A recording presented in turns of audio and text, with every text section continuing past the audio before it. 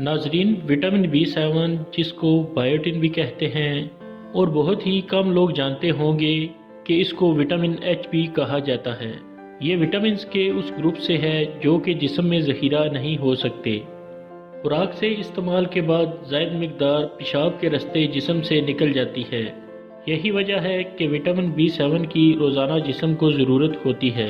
ये जिस्म में कार्बोहाइड्रेट, प्रोटीन और चर्बी को मेटाबोलाइज करने में मदद करता है। ये हामला ख़वातीन के लिए ज़रूरी है क्योंकि ये सेहतमंद हमल को बरकरार रखने में अहम किरदार अदा करता है।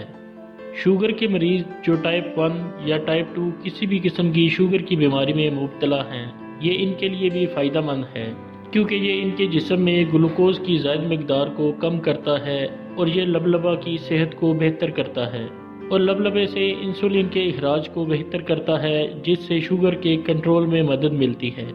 ये उन लोगों में एसाबी नुकसान को कम करने में भी मदद कर सकता है जो कि शुगर के मरीज़ हैं या गुर्दे के किसी मर्ज़ की वजह से डायलिसिस करवा रहे हैं।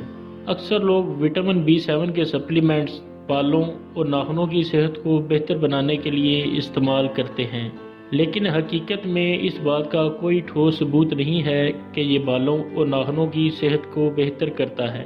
काफ़ी अरसा सोशल मीडिया पर भी एक मैसेज गर्दिश करता रहा है कि विटामिन B7 कैंसर का इलाज है, हालांकि इसका भी कोई ठोस सबूत नहीं है। वैसे तो जिस्म में इसकी कमी वाक़या नहीं होती क्योंकि ये खुराक से हासिल होता है और छोटी आंत में मौजूद कुछ बैक्टीरिया भी विटामिन B7 बनाते हैं, लेकिन कुछ अफराद जो शराब नोशी के आदी हैं या कुछ अरसा तक मुसलसल कच्चे अंडे इस्तेमाल करते रहते हैं, वो इसकी कमी का शिकार हो सकते हैं, या ऐसे अफराद जो नाक़िस ग़िज़ा ले रहे हैं। शराब जिस्म में विटामिन B7 को जज़्ब होने से रोकती है और कच्चे अंडे में एक ख़ास किस्म की प्रोटीन पाई जाती है जो जिस्म में विटामिन B7 को जज़्ब होने से रोकती है, लेकिन अंडे को पकाने से गर्माइश की वजह से ये प्रोटीन टूट फूट का शिकार हो जाती है और फिर विटामिन B7 के जज़्ब होने पर असरअंदाज नहीं हो सकती। इनके अलावा दर्जा झेल अफराद भी विटामिन B7 की कमी का शिकार हो सकते हैं, जैसा कि हमल के दौरान ख़वातीन, तंबाकू नोशी करने वाले अफराद, वो लोग जो तवील अरसा तक मिर्गी के लिए दवाएं इस्तेमाल करते हैं, ऐसे अफराद जो आंतों की सोजिश की बीमारी में मुब्तला हों, वो लोग जो जिगर की किसी बीमारी में मुब्तला हैं, ऐसे मरीज़ जो लंबे अरसे तक मुंह से खुराक ना लें और IV फ्लूइड्स वगैरह ले रहे हों। नाजरीन, विटामिन B7 की रोज़ाना की बुनियाद पर ज़रूरत के हवाले से कोई ख़ास मिकदार तहकीक या सबूत के साथ मौजूद नहीं, लेकिन इंस्टीट्यूट ऑफ मेडिसन 19 साल या इससे ज़ायद उम्र के अफराद के लिए एक दिन में मुनासिब मिकदार 30 माइक्रोग्राम तजवीज़ करता है।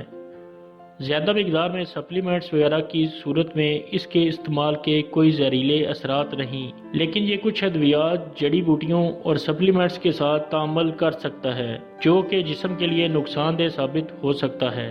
नाज़रीन, विटामिन B7 के ग़िज़ाई ज़राए में गोश्त, पके हुए अंडे, खुश्क मेवाजात, गंदम का चोकर, बेकरी का खमीर, पनीर, सूरजमुखी के बीज, शकरकंदी, अनार, सेब, गोभी, सब्ज़ फलियाँ, गाजर, केले और खुम्बी वगैरह शामिल हैं। इनके अलावा बहुत सारे फलों और सब्जियों में भी ये थोड़ी मिकदार में पाया जाता है। नाजरीन, बहुत सारी कॉस्मेटिक्स की चीज़ों में विटामिन B7 को शामिल किया जाता है। ये बालों, जिल्द या नाखूनों से जज़्ब नहीं होता। आपको यही मशवरा दिया जाएगा कि इसको खुराक के ज़रिए ही हासिल करें क्योंकि एक मुतवाज़िन ग़िज़ा इस्तेमाल करने वाले अफराद को कभी इसकी कमी का सामना नहीं करना पड़ता। सप्लीमेंट्स सिर्फ डॉक्टर की तजवीज़ करने पर ही इस्तेमाल करें। उम्मीद है ये वीडियो आपके इल्म में इजाफे का सबब बनेगी। दुआओं में याद रखें। अगली वीडियो के साथ फिर हाजिर होंगे। अल्लाह हाफिज़।